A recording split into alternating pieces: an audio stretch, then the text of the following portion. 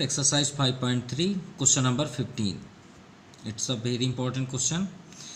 A contract on construction job specified a penalty for delay of completion beyond a certain day as follows. ठीक है, एक contractor है, जो contractor मतलब होता है ठेकेदार, वो क्या है कॉन्ट्रैक्शन जॉब करता है। मान लीजिए कि कोई एक ऑनर है ना, होम ऑनर, वो कॉन्ट्रैक्ट किसको दिया, एक ठेकेदार को, मतलब कॉन्ट्रैक्ट को दिया, ठीक है, कॉन्ट्रैक्टर को दिया। अब उसे ये बोला गया कि आप इतने दिन में आप वर्क करिए या वर्क करके आप दीजिए। तो कॉन्ट्रैक्टर क्या कर रहा है कि मतलब उसने बोला कि हम 1 मंथ में हम उसे कंप्लीट करके देंगे, लेकिन कॉन्ट्रैक्टर क्या कर रहा है, उसे डिले कर रहा है, मतलब वो 1 मंथ से लेट कर रहा है। तो जो ऑनर है वो पेनल्टी लगा रहा है किसके ऊपर, कॉन्ट्रैक्टर के ऊपर। क्या पेनल्टी लगा रहा है यहाँ पे, ऐसा बोल रहा है कि अगर आपने एक दिन लेट किया तो आपके ऊपर 200 रुपीज़ चार्ज लगेगा, ठीक है। अगर आप एक दिन और लिए, सेकेंड डे, ठीक है, आपने लेट किया वर्क, तो 250 रुपीज़ आपका डिडक्ट हो जाएगा। एंड अगर थर्ड डेज, अगर आप तीसरा दिन भी आपने लेट का वर्क किया या नहीं किया, तो 300 रुपीज़ आपका क्या हो जाएगा, डिडक्ट हो जाएगा। मतलब वहाँ से आपके पैसे माइनस होने लग जाएंगे। The penalty for each succeeding day being 50 more than preceding day, मतलब हर एक दिन के अकॉर्डिंग आपका 50 मतलब 50 रुपये क्या हो जाता है, 50 रुपीज़ बढ़ रहा है, इंक्रीज हो रहा है। सक्सीडिंग यहाँ पे लिखा है सक्सीडिंग, और बैक मतलब प्रीसीडिंग मतलब बैक डे के अकॉर्डिंग। जैसे मान लीजिए आपका फर्स्ट डे, सेकेंड डे आपका कितना है, 250 है, अब नेक्स्ट डे क्या हो गया, 300। अब देखिए नेक्स्ट डे आगे बढ़ा ना सक्सीडिंग, बट रुपीज़ आपका 50 रुपीज़ एक्स्ट्रा हो गया। तो यहाँ पे बोला गया कि how much money the contractor has to pay as penalty if he has delay for the 30 days. तो यदि हम मान लें कि वो कॉन्ट्रैक्टर 30 डेज विलम्ब कर रहा है, लेट कर रहा है, डिले कर रहा है, तो वो उसे कितना रुपीज़ पेड करना पड़ेगा, ठीक है। आप सभी को आई थिंक क्वेश्चन क्लियर हो गया होगा। मीन्स कि एक कॉन्ट्रैक्टर है, ठीक है, जो होम क्या करता है, होम मेकिंग करता है, और उसके अकॉर्डिंग अगर उसे मतलब ऑनर के थ्रू पे ये सजेस्ट किया गया कि अगर आप लेट करते हो 1 डे तो 200 रुपीज़ चार्ज होगा, second day 250 and third day 300, ठीक है। तो ऐसे ऐसे आप करते गए। तो ये बताए, ये आपसे क्वेश्चन पूछा गया कि यदि वो कॉन्ट्रैक्टर 30 डेज डिले करता है तो हमें कॉन्ट्रैक्टर कितना रुपीज़ उसे सब मतलब नुकसान होगा, लॉस होगा। तो चलिए सॉल्व करते हैं। इन क्वेश्चनों में जो आपके क्वेश्चन है 15 नंबर जिसे हमने अभी डील किया, ऐसे क्वेश्चनों में सिर्फ नाम के बड़े होते हैं, बाकी सॉल्यूशन बहुत छोटे होते हैं। सिर्फ उनके वर्ड्स को आपको क्या करना है, रिमाइंड करना है, ठीक है, और अंडरस्टैंड करना है। तो यहाँ पे देखिए 15 नंबर में आपको दिया था कि फर्स्ट डे उनका डिले कितना हुआ 200, second day 250 and third day 300। अब बताइए डैश डैश कितने डे का हमको बताना है, 30 डेज़ का, बस हो गया। इसका आप टोटल कर दीजिए, आपका आंसर है, और कुछ तो करना ही नहीं है। तो कितने डेज का 30, तो आप यहाँ पे S30 कर दीजिए, equal to n/2 bracket 2a + n-1 and d। n का प्लेस 30, तो 30/2 2। अब देखिए यहाँ पे हमने a और d नहीं फाइंड किया, तो a के प्लेस पे आपका 200 है एंड डी के प्लेस पे 250 - 200, तो आपका कितना हुआ डिफरेंस 50 का, क्योंकि पर डे 50 रुपीज़ सक्सीड हो रहा है ना। 2a, ए के प्लेस पे आपका 200 प्लस n क्या है आपका 30 - 1 और डिफरेंस आपका 50, तो ये आपका 15 जा हो जाएगा, ठीक है। ये 15, 200 2 जा 400 प्लस 29 × 50, तो 15 400 प्लस इसमें 0 को इग्नोर करके 5 को मल्टीप्लाई कीजिए, 5 9 जा 45, 4 रिमाइंडर, 5 2 जा 10 14, और ये 0 को आप यहाँ पे सिर्फ ऐड कर दीजिए, ठीक है। अब इसे ऐड कर लीजिए, 0 0 5 0 5 4 4 8 ये आपका लास्ट वाला 1 आ गया, ठीक है। इसमें इंटू करते हैं 15 का, तो 15 में आप इंटू कर लीजिएगा, तो इसका आंसर एग्जैक्ट आ जाएगा 27,750। ये हम कैलकुलेटर के थ्रू पे अभी किए। ये आपका आंसर हुआ। क्या लिखेंगे आप यहाँ पे? Amount of money the contractor has to pay as penalty, ठीक है। कितना रुपीज़ का पेनल्टी चार्ज उन्हें देना पड़ा? 27,750 रुपीज़। ये आपका आंसर हुआ। Next 16 number, it's a very easy question. A sum of 700 rupees is to be used to given 7 cash prize to students of a school for their overall academic performance. जैसे कि हमारे कोई भी school हो, उसमें academic performance होते रहते हैं ना, जैसे कि स्पोर्ट्स गेम, डांस या फिर कोई भी कल्चरल प्रोग्राम।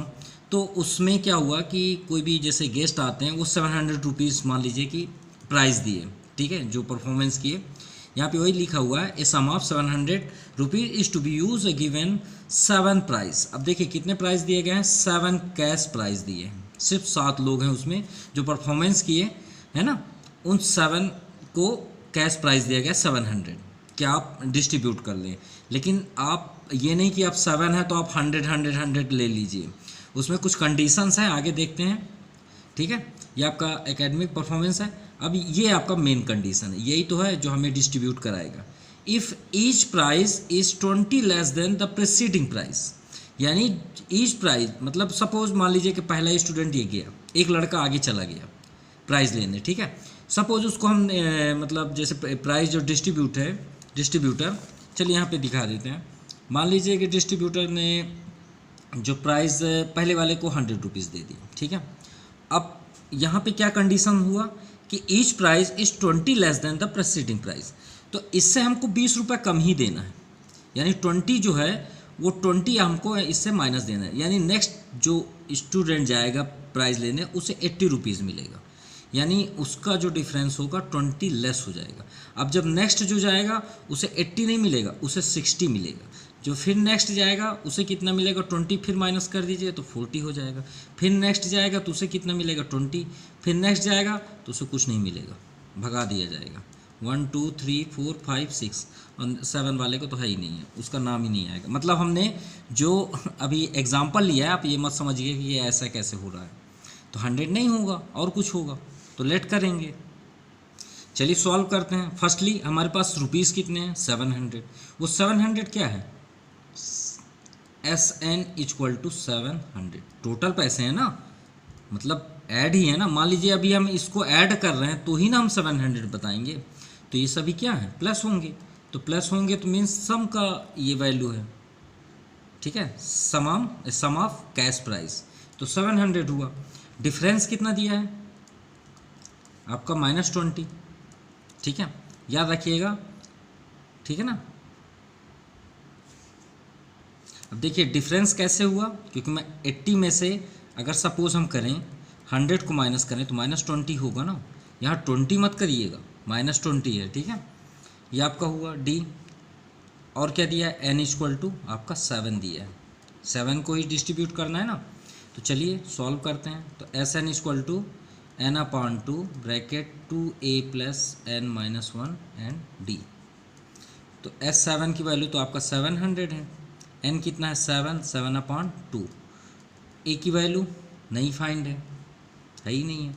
n कितना है? 7 है, -1 एंड d कितना है आपका? -20।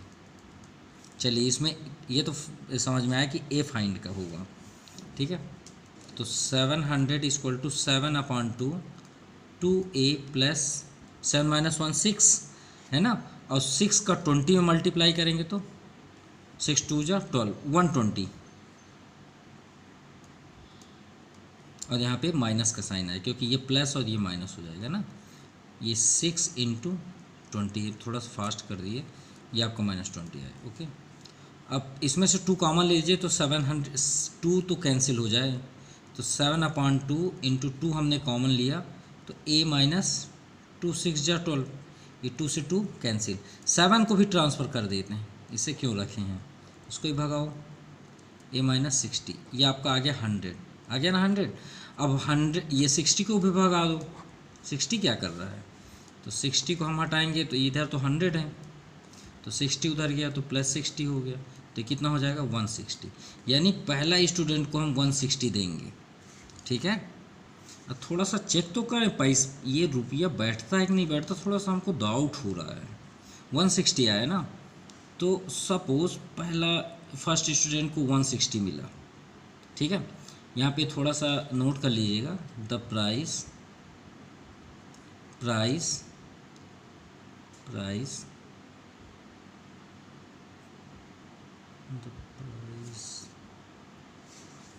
क्या आर लिख लेते हैं ना, द प्राइस आर 160। अब देखिए 160, देखिए 100 के बाद हमने क्या लिखा 80, तो कितना कम होना चाहिए 20 ना, तो चलिए 20 कम करिए तो 140, तो और कम करिए 120, और कम 100, और कम 20, 80, कितने हो गए 3 to 5, और कम करिए 60, नेक्स्ट 40, 1 2 3 4 5 6 7, ऐड करिए 700 आता है कि नहीं आता, 0, ठीक है। 6 10 10 18 18 to 20 24 and 6 30, 1 reminder, 3 reminder sorry, 1 2 3 4 और ये 3 7। अरे एकदम राइट है ये हमारा डिस्ट्रीब्यूशन हो गया 7। तो शायद आप सभी को समझ में आ गया होगा, यहाँ पे लिख लीजिए the price are. Next question 17, in a school, एक स्कूल में students thought of a planting tree in and around the school of reduce air pollution, ठीक है। तो एक स्कूल में स्टूडेंट्स ने अपने मतलब प्लानिंग की, सोचा कि एयर पोल्यूशन बहुत हो रहा है, ठीक है। तो उसे एयर पोल्यूशन को कम करने के लिए उन्होंने एक थॉट्स यहाँ पे रिमाइंड किया कि क्यों ना प्लांटिंग किया जाए ट्रीज़ का, ठीक है, मतलब प्लांटेशन करना उन्हें ट्रीज़ का। तो it was decided that the number of tree, तो उन्होंने ऐसा डिसाइड किया नंबर मतलब ट्री को लगाने के लिए कि किसी के ऊपर बर्डन ना हो, that each section of each class will plant, कि जितने भी सेक्शन हैं क्लास के वो सभी के सभी अपना प्लांट्स लगाएं। Will be the same as the class, will be the same as the class, मतलब जितने भी क्लास हैं और जितने भी उस क्लास के नंबर हैं उसी के अकॉर्डिंग वो ट्रीज़ को मतलब प्लांटेशन करें। इन विच दे आर स्टडिंग, ठीक है, जो जिस क्लास में स्टडी कर रहा है उसी के अकॉर्डिंग। लाइक दैट, देखिए यहाँ पे दिया है therefore section of class first, suppose कि क्लास फर्स्ट है ना, तो क्लास फर्स्ट में विल प्लांट 1 ट्री। देखिए फर्स्ट क्लास में पढ़ रहा है तो एक ही ट्री लगाएगा, सेकेंड क्लास में पढ़ रहा है तो 2 ही ट्री लगाएगा, उसको ज़्यादा लगाने की जरूरत नहीं है, ठीक है। सो इट टिल, और उसे कब तक करना है 12th तक। अब देखिए 12th में पढ़ रहा है बच्चा, तो 12th में मतलब 12 उसे 12th ही प्लांटेशन करने हैं, मतलब जो जिस क्लास में पढ़ रहा है उतना ही प्लांटेशन करना है। There are 3 section of each class, सबसे इंपॉर्टेंट तो यही लाइन है कि there are 3 section of each class, यानी सभी क्लास में 3 सेक्शन है, ए बी एंड सी। तो चलिए देखते हैं कि कितना प्लांटेशन होगा, सॉल्व करते हैं। तो फर्स्टली क्लास यहाँ पे नोट कर लेते हैं, क्लास सपोज फर्स्ट क्लास का है तो 3 सेक्शन है, ए बी सी, ठीक है। देखिए फर्स्ट के 3 सेक्शन है ना, तो 3 सेक्शन। अब देखिए फर्स्ट क्लास में बच्चा पढ़ रहा है तो फर्स्ट क्लास का ए सेक्शन का 1 प्लांटेशन किया, सेकेंड 1 प्लांटेशन किया, थर्ड 1 ही प्लांटेशन किया, तो ये टोटल कितने हो गए क्लास फर्स्ट से 3, ठीक है। अब सपोज सेकेंड क्लास, ये आपका सेकेंड हुआ, अब इसमें भी तो 3 सेक्शन है ना, लेकिन इस बार ये क्लास कौन सा है सेकेंड, तो सेकेंड 2 प्लांटेशन करेगा ना ट्री का, यहाँ भी 2 प्लांटेशन, यहाँ भी 2 प्लांटेशन, तो कितने होगा टोटल 2 4 एंड 6, तो नेक्स्ट आपका हो गया 6, ठीक है। नेक्स्ट आप करिए थर्ड, तो थर्ड में भी 3 आपके सेक्शन है, ए बी और सी, तो 3 3 और 3, तो मतलब हमें यहाँ ये समझ में आ रहा है, देखिए अब आपको आगे पढ़ने की ज़रूरत नहीं कि हम 12th तक जाएं, 12th पढ़ने की बिल्कुल आवश्यकता नहीं है कि हम नेक्स्ट जाएं। यहाँ पे आप गौर से देखिए, ये है आपका लॉजिक, ये लॉजिक है। 1 तो 1 का क्यूब, 2 तो 2 का 3 टर्म कर दीजिए, 3 तो 3 का 3 टर्म, देखिए क्यूब मत करिएगा, 3 टर्म मल्टीप्लाई करना है, ठीक है। जैसे 1 का आपका ये 3 हो गया, सॉरी ऐड हुआ है, सॉरी, लेकिन नेक्स्ट स्टेप में देखिए 2 4 एंड 6, फिर नेक्स्ट 3 3 6 3 9, ठीक है। तो यहाँ पे हम देखते हैं, देखिए 3 3 का प्लेस क्या हो रहा है, आगे की ओर बढ़ते जा रहा है। तो इसी तरह मतलब ये क्या हो गया आपका 3 का मल्टीपल आ रहा है, यहाँ पे क्या आ रहा है, मल्टीपल, यानी मल्टीपल ऑफ 3, ठीक है। तो मल्टीपल ऑफ 3 में अगर हम 12th में जाएं तो 12 इंटू अगर 3 करें तो यहाँ तो 36 आना चाहिए, राइट। तो हमारा सीरीज क्या मिल गया, 3 6 9 डैश डैश डैश 36। तो चलिए प्लांटेशन देख लेते हैं कितना हुआ, 13 तक का ना टोटल करना है। तो a इक्वल टू क्या है आपका 3, d इक्वल टू क्या हुआ 6 माइनस 3 इक्वल टू 3, एंड आपका n क्या हुआ, n आपका 12 हुआ, 12 प्लेस पे है ना।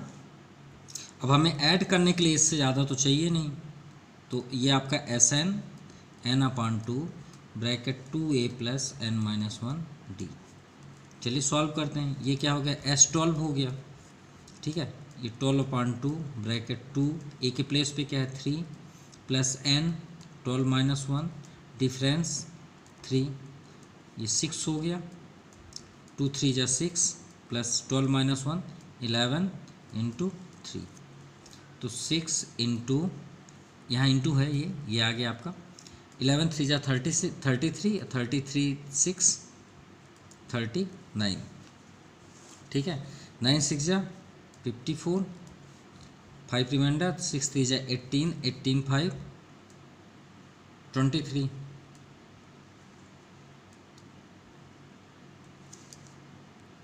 ये आपका आंसर आ गया 234। तो हम यहाँ पे क्या नोट कर लेंगे, total numbers of number of trees to be planted, ठीक है, कितना 234, ये आपका आंसर है। Next question number 18, spiral is made up of successive semi circle, ठीक है। एक आपको स्पायरल बनाना है सक्सेसिव सेमी सर्कल के अकॉर्डिंग, ठीक है, जो सेमी सर्कल के अकॉर्डिंग वो बढ़ती हुई जाए, with centre alternately at A and B, और किधर की ओर जाए वो, with centre alternately A and B, starting with the centre A. तो कहाँ से स्टार्ट कर रहा है वो सेमी सर्कल, ए से। तो चलिए इसको पहले हम डिज़ाइन करते हैं। मान लीजिए एक पॉइंट ए है, ए से स्टार्ट कर रहा है और एक सेमी सर्कल बनाना है। देखिए अब ये आपका कंप्लीट सर्कल हुआ, ठीक है। सेमी सर्कल किसे बोला जाता है, ये है आपका सेमी सर्कल, ठीक है। तो जब हम इसे यहाँ पे हम ये करते हैं, ये तो आपका रेडियस हो गया, अब ये आपका हुआ सेमी सर्कल, ठीक है। तो ये आपका सेमी सर्कल हुआ, देखिए स्टार्ट यहाँ से हुआ ए से, ये आपका बी पॉइंट हुआ, ये एक हो गया, ठीक है। ये आपका सेमी सर्कल हुआ, फर्स्ट आपका कितना दिया है 0.5, तो मान लीजिए इसका डिस्टेंस आपका रेडियस क्या हुआ 0.5, ठीक है। अब हम नेक्स्ट के लिए चलते हैं। तो नेक्स्ट के लिए जब हम यहाँ से चलेंगे तो एक राउंड ये आगे की ओर आया और यहाँ तक आया, ठीक है। तो यहाँ तक में आने में उसका सेकंड सेमी सर्कल हो गया, ठीक है। ये लाइन आपका आगे की ओर जा रहा है, इधर भी आप ले सकते हैं। देखिए यहाँ तक का फर्स्ट सेमी सर्कल, अब यहाँ से आपने स्टार्ट किया तो आपका ये सेकंड सेमी सर्कल, ठीक है, ये हो गया।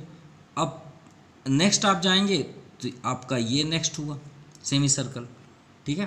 तो ये आपका फर्स्ट हो गया, ये आपके बुक में जैसे L1 दिया है, ये आपका L2 है, और ये आपने एक सेमी सर्कल और बना दिया तो इसे L3 बोला गया है, ठीक है।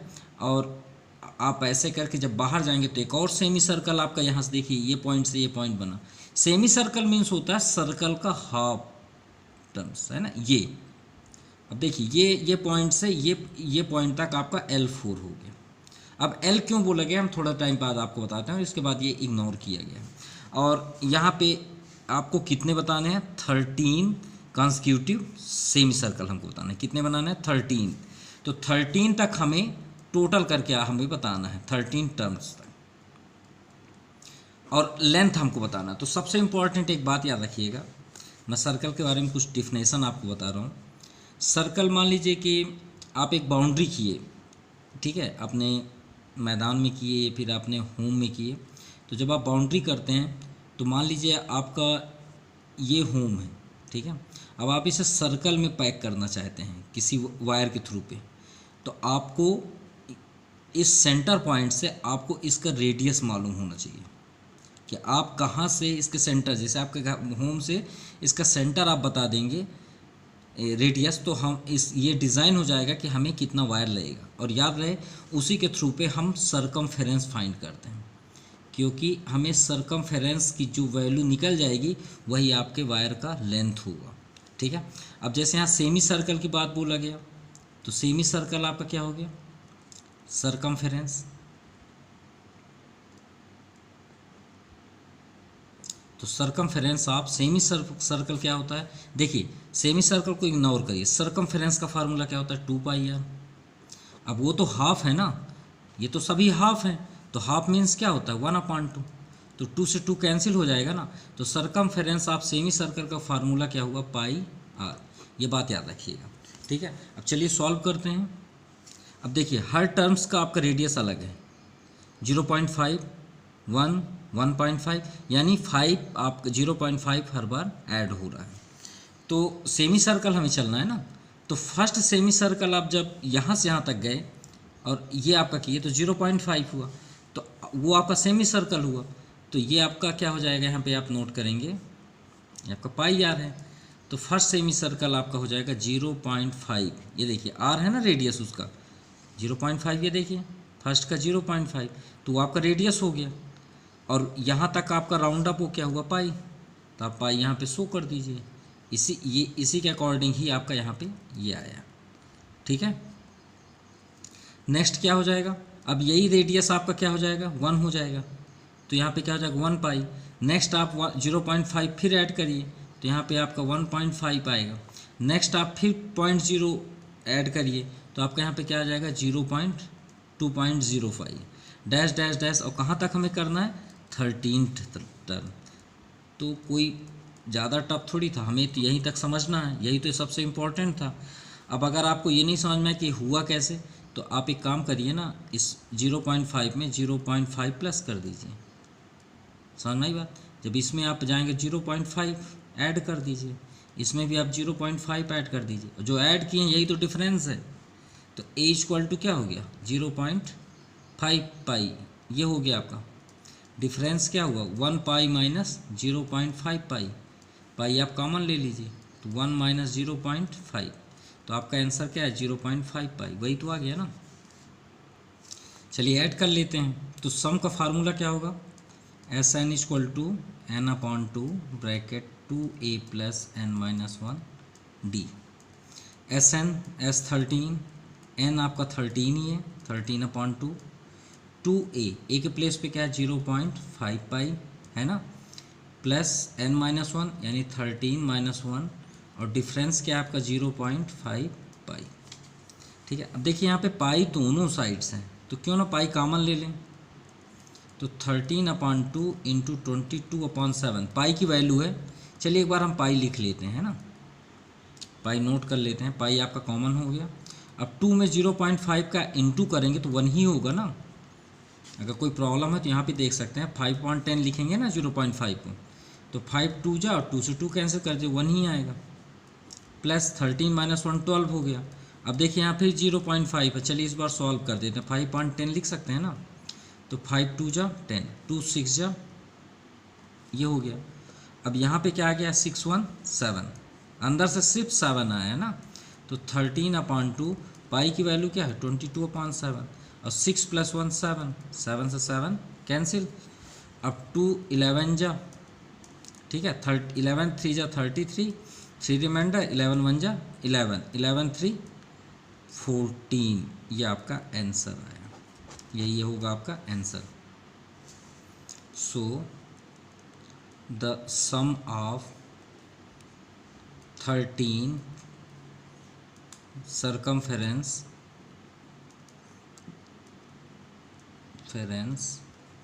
of semicircle इस कितना है 143, ये आपका आंसर होगा। नेक्स्ट क्वेश्चन 19, देखिए यहाँ पे ये क्वेश्चन दिया और 200 लॉक्स दिया है और मतलब गट्ठे रखे हुए लकड़ी के, stock in the following manner, तो मतलब सही तरीके से रखा गया है किसको 200 लॉक्स को। फर्स्ट में लिखा है 20 logs in the bottom row. अब देखिए सबसे बॉटम मतलब होता है सबसे निचला हिस्सा, उसमें 20 आपको रो में लिखा है। रो मीन्स होता है ये मतलब left to right and column आपका नॉर्थ साउथ, अगर आप मतलब फ्रंट टू डाउन ये करेंगे, ठीक है। तो आपका देखिए 1 2 3 4 ऐसे काउंट करेंगे तो 20 होगा। फिर नेक्स्ट आप थोड़ा ऊपर जब आएंगे तो ये 19 होगा। क्यों? क्योंकि देखिए ये प्लेस आपका थोड़ा सा इग्नोर हो जाता है, ये प्लेस, क्योंकि हम ऐसे करके वो गट्ठे को रख रहे हैं, ठीक है। मतलब वो सटते हुए अंदर की ओर जाएगा, मतलब लेवल में बराबर नहीं जाएगा। तो नेक्स्ट में 19, उसके बाद आपका 18, ये देखिए लिखा है। तो हमें 200 लॉक्स को इसमें रखना है। तो हमें ये बताना है कि कितने रो हमें लगेंगे ऊपर 200 लॉक्स को रखने में, ठीक है। जैसे देखिए अभी इसमें कितने हैं 1 2 3। अब 1 2 3 में आपके कितने लग गए, सबसे नीचे में 20 19 18, तो 20 19 कितना हो गया 39, और 39 और 8 आपका 37 47 हो गया, ठीक है। तो 47 हो गया, तो हमें ये बताना 200 तक में आपके कितने रो ऊपर आएंगे। तो चलिए सॉल्व करते हैं। फर्स्टली रो और कॉलम में डिफरेंस हम बताते हैं। जो आप लेफ़्ट से राइट या राइट से लेफ़्ट ऐसे जाएं, ये रो कहलाते हैं, ठीक है। और कॉलम क्या होता है, ये होता है आपका कॉलम जो अप साइड से डाउन साइड की ओर हो, ठीक है। ये क्या कहलाता है आपका कॉलम, ठीक है। तो जो गट्ठा रखा हुआ लॉक्स मतलब किसका, लकड़ी का, वो कुछ इस तरह रखा हुआ है कि ये है आपका ये है ना, ऐसे, देन आफ्टर ऐसे ऐसे। तो श्योर है कि हम ऐसे करके जा रहे हैं, ठीक है, एक ट्रायंगल शेप पे। तो ऐसे जा रहे हैं तो श्योर है कि उसके जो मतलब नेक्स्ट स्टेप पे उसके लॉक्स क्या होंगे, कम कम होते जाएंगे। तो वही तो एपी सीरीज होगा। तो फर्स्ट में कितना रखा है 20, देन आफ्टर 19, देन आफ्टर 18। अब देखिए 1 1 आपके क्या हो रहे हैं, कम हो रहे हैं, ठीक है। और हमें ये नहीं पता कितने टर्म्स जाने, ठीक है। तो हम यहाँ क्या लिख लेंगे, और इन एपी सीरीज भी आप लिख सकते हैं। चलिए सॉल्व करते हैं। तो एस आपका क्या हो गया 200, टोटल तो 200 ही है ना। ए आप अब यहाँ पे सॉल्व कर लेते हैं। ए आपका क्या हो गया 20 एंड डी कितना हो गया 19 माइनस 20, एक कम हो रहा है ना -1। तो यहाँ पे हम चलिए सॉल्व करते हैं, पहले ऐड करते हैं टोटल लॉक्स। तो टोटल नंबर ऑफ लॉक्स तो क्या हो जाएगा S N equal to N upon 2 bracket 2a plus n minus 1 D. तो एस एन आपका कितना दिया है 200, ये देखिए हमें तो सिर्फ नंबर फाइंड करना है ना, n कितना है यही तो फाइंड करना है। 2a के प्लेस पे क्या है 20, n फाइंड करना है, डिफरेंस -1। तो 200 कैंसिल कर दें क्या, कुछ कैंसिल होगा ऑलरेडी। चलिए 2 को क्रॉस मल्टीप्लाई इस बार कर लेते हैं। तो ये आपका क्या हो गया 400 हो गया, ठीक है, इक्वल टू n, ये आपका 20 2 ज़ा 40, -1 का इंटू करेंगे तो ये क्या हो जाएगा -n माइनस माइनस प्लस 1, ठीक है। तो 400 n 40 plus 1 41 minus n, multiply कर लेते हैं तो क्या हो जाएगा 41n माइनस n स्क्वायर। चलिए n स्क्वायर के पास माइनस तो है, क्योंकि इसे ट्रांसफ़र करेंगे तो इक्वेशन हमारा क्वाड्रेटिक इक्वेशन तो सही होगा। 41 इधर आएगा तो 41n और ये प्लस 400, क्योंकि तो उसी साइड है, इक्वल टू 0, ठीक है। अब ये आपका फैक्टराइज यहाँ पे लगेगा। तो देखिए लास्ट में यहाँ पे तो कोई नंबर है नहीं, तो यहाँ क्या है 400। तो हम अटेंड कर लेते हैं 25 इंटू 16, ठीक है। तो 25 इंटू 16 400 होगा, और 25 16 आपका क्या हो जाएगा 41। तो n स्क्वायर ये फैक्टराइज हो रहा है, इन दोनों में आपका ग्रेटेस्ट नंबर कौन है 25। तो 25 के पास माइनस रख लेंगे और अच्छा ऐड करके लाना, तो दोनों के पास माइनस होगा प्लस 400। ये दोनों टू पार्ट्स में डिस्ट्रीब्यूट कर लीजिए, n आपका कॉमन तो 25, यहाँ 16 common, n minus 25 equal to 0। अब देखिए दोनों सेम है ब्रैकेट, तो इसे एक आप बाहर निकाल लीजिए और एक आपका फैक्टराइज के बाद जो बचा n माइनस 16। अब 1 टर्म से इसे अलग कर लीजिए, तो n माइनस 25 इक्वल टू 0, तो n इक्वल टू क्या आ गया 25। इसी तरह n इक्वल टू ये n माइनस 16 इक्वल टू 0, तो n इक्वल टू क्या हो गया 16। अब सबसे बड़ा डाउट क्या हो गया कि दोनों के दोनों पॉजिटिव आ गए हैं, तो हम 16 लें कि 25 लें, इसलिए हमें दोनों को लेके चलना पड़ेगा। ठीक है, अगर कोई माइनस होता तो उसे हम क्या कर देते, निगलेक्ट कर लेते, लेकिन ऐसा नहीं है, तो हमें यहाँ पे लेना पड़ेगा, सॉल्व भी करना पड़ेगा। व्हेन n इक्वल टू 25, तो आप यहाँ पे सॉल्व करिए, a 25 equal to a plus 25 minus 1d होगा ना, n माइनस 1d। चलिए d देख लेते हैं। ठीक है, a के प्लेस पे क्या 20, ये आपका 24, डिफरेंस -1 था, तो 20 प्लस माइनस माइनस, और ये क्या हो गया आपका 24, तो कितना हो गया -4। तो देखिए आ गया ना, 24 रखे तो एक निगलेक्ट आ गया माइनस, तो हम इसे क्या कर देंगे निगलेक्टिंग, मतलब हम इसे इग्नोर कर रहे हैं, ये हमारा रॉन्ग हो गया, ये आंसर नहीं हो सकता। तो चलिए दूसरा रखते हैं यहीं पे, व्हेन n इक्वल टू क्या ले लें इस बार 16।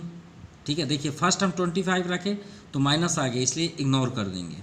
16 रखते हैं इस बार, तो a 16, देखिए 25 था वहाँ 16 ले लीजिए, यहाँ 16 रखेंगे तो 16 माइनस 1 15 हो जाएगा, तो हम लिख लेते हैं a प्लस 15d। तो a के प्लेस पे क्या 20 प्लस 15 माइनस 1, तो 20, देखिए प्लस माइनस आपका माइनस, 15 1 15, ये आया आपका एग्जैक्ट आंसर 5 ओनली। ठीक है, चलिए अब इसे थोड़ा सा लिखना भी पड़ेगा। अब यहाँ गौर से देखिए n कितना है 16, यानी जो आपका लॉग्स बन रहे थे वो आपका 16th बना। ठीक है, मतलब रो कितना बना 16, तो आप यहाँ पे लिखेंगे देयर आर 16 रोज। ठीक है, एंड और ये 5 क्या आया आपका लॉग्स आया। ठीक है, कितने बने 5, और प्लेस्ड इन द 16 रोज। ठीक है, ये आपका आंसर हो गया, बस इतना ही आपको इसमें नोट करना है। इसमें ये बताना है कि 16 आपके क्या हो गया रोज हो गया, और 5 क्या हो गया लॉग्स हो गया। Question number 20, in a potato race. अरे गुलाब जामुन का होता तो कुछ अच्छा भी होता, पोटैटो का रेस होता है क्या, कोई बात नहीं। A bucket is placed at the starting point, ये आपका बकेट है, स्टार्टिंग पॉइंट यहीं से करना है, ये गर्ल्स जो जा रही है यहीं से ही रेस कर रही है। ठीक है, which 5 metre from the first potato. ठीक है, फर्स्ट आपका पोटैटो कहाँ पे रखा 5 मीटर, मतलब यहाँ से वो लेके रख चुकी है बकेट पे, कोई बात नहीं। And another potatoes 3 metre apart in the straight line, और उसके बाद जितने भी हैं वो सब 3 मीटर पे रखे हैं। समझ में आ गई वो बात शायद। पहला पोटैटो 5 मीटर में रखा गया कि थोड़ा सा लेट लगे, उसके बाद 3 मीटर्स आ गए। ठीक, कोई बात नहीं। देर आर 10 पोटैटोज, चलो टिक लगा लेते हैं, पोटैटो 10 है, 3 मीटर्स सेकेंड से है, और फर्स्ट वाला 5 में। ठीक है, एक कंपटीटर, मतलब उसमें और सारे कंपटीटर हैं। Start from the bucket, pick up the next potato, run back with it, drops in the bucket, run back to pick up the next potato. पहले उस रखना, फिर वापस आना, फिर वापस लेके जाना, ये सब बोला गया है। और यहाँ पे कुछ हिंट दिया है, भैया हिंट हमें नहीं चाहिए, आप अपना हिंट अपने पास रखिए। ये दिया हुआ ठीक है, लेकिन हमको नहीं चाहिए, अपना हिंट आप अपने पास रखिए। ये हमारा बकेट है, अरे हम ही स्टार्ट करते हैं ना कंप्यूटर। चलिए आप भी आ जाइए भाई, सब लोग यहाँ खड़े हो जाते हैं। ये बताइए पहला पोटैटो यहाँ पे रखा है, मैं यहाँ पे रख दिया, फर्स्ट है ना 5 मीटर यहाँ से यहाँ तक, कोई बात नहीं, चलो अच्छा है। उसके बाद यहाँ पे है, तो हम यहाँ से दौड़ेंगे और दौड़ के यहाँ आएंगे, तो कितना हमने रनिंग किया, ये सब तो 10 हुआ ना, कितना हुआ 10। हम उसके लिए हिंट क्यों लें, राइट। एक पोटैटो हमने अंदर कर दिया, ये हमारा AP सीरीज़ का फर्स्ट हुआ। चलिए कहाँ हम अभी, अब हम कहाँ हैं, पोटैटो यहाँ अंदर कर दिए ना, अब खड़े यहीं ना रहेंगे, यहाँ थोड़ी पहुँच जाएंगे, वो तो यहीं है ना। अब यहाँ से हम कहाँ जा रहे हैं, सेकंड वाले में यहाँ। तो कितना हमने रनिंग किया, 5 + 3 8, 8 हुआ ना, कितना गए 5 + 3 8।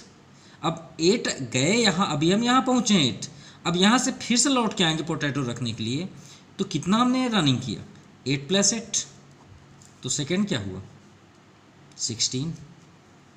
समझ में आई बात। अच्छा ये बताइए, यहाँ तक तो ठीक है, अब कहाँ पे हैं हम, यहीं पे हैं, खड़े हैं। अब फिर यहाँ से हम रनिंग किए कहाँ, यहाँ पे। तो बताइए अब कितना हमने रनिंग किया यहाँ तक के लिए, 5 प्लस सेकेंड वाला 3 फिर 3, तो 5 3 8 8 3 11। तो जब हम यहाँ से बकेट से 11 आए तो फिर तो 11 जाएंगे ना, तो कितना हो गया नेक्स्ट 22। तो हम इसके लिए हिंट क्यों लें, हिंट हमको नहीं चाहिए भाई, हिंट आप अपने पास रखें, ठीक है। तो फर्स्ट हमने कितना किया रनिंग 10, सेकेंड हम कितना गया 16, नेक्स्ट कितना गया 22।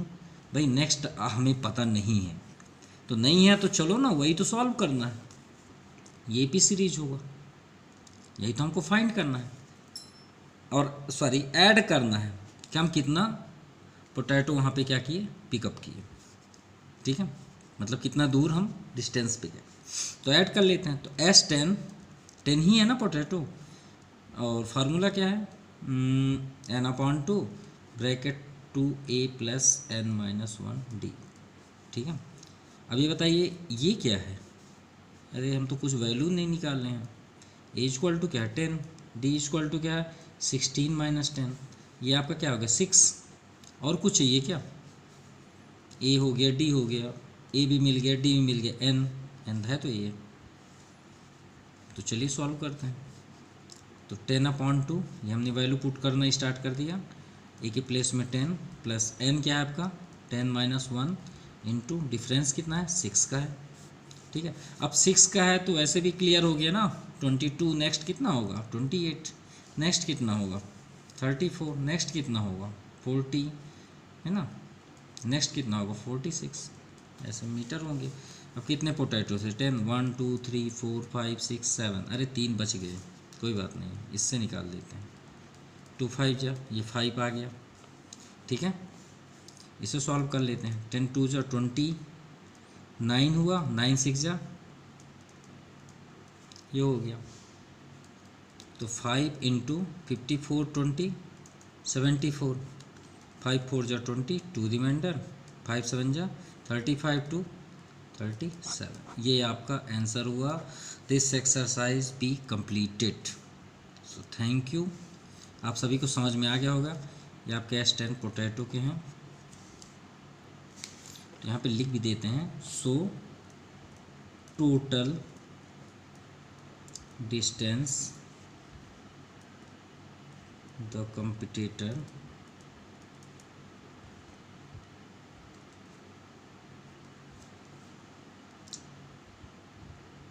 हैज़ टू रन कितना 370 मीटर, ये आपका कंप्लीट हुआ।